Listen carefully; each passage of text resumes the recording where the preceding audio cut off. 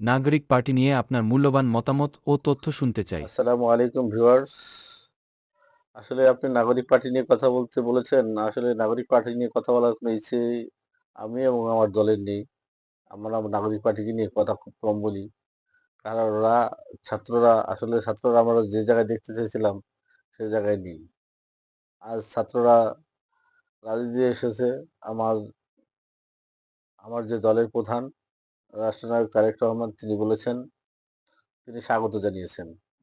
তিনি তাদের অভিনন্দন জানিয়েছেন। তারা আগামী দিনে যাতে এগিয়ে যেতে পারে সেজন্য আমাদের দল থেকে অভিনন্দন জানানো হয়েছে। কিন্তু আমরা কি দেখলাম? ওনরা ওনাদের দল গঠন করার ৬ মাস যেতে না যেতেই, ২ মাস যেতে না যেতেই, ১০ দিন যেতে না যেতেই ওনাদের নামে বিভিন্ন ক্লেম আসতে শুরু করলো। ওনরা এক জায়গাতে ১৫,০০০ কোটি টাকা নিয়ে যায়।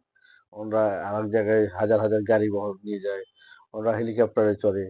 ওনরা ওনরা আসলে কি রাজনীতি ওনারা পড়াশোনা করেছে, শিক্ষিত ছেলেপেলে ওনরা। ওরা কি মাওলানা ভাসানীর রাজনীতি দেখে নাই? ওরা জিয়াউর রহমানের রাজনীতি দেখে নাই? ওরা কি কোনো রাজনীতি আদর্শ ফলো করে না?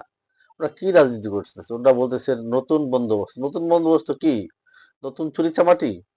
নতুন করে তুমি হ্যাঁ, আমরা আমরা বলি যে আমাদের বিএনপির মধ্যে সব নেতারা যে ভালো এমন না। আওয়ামী লীগ যারা ছিল তারা ভালো ছিল এরকম না।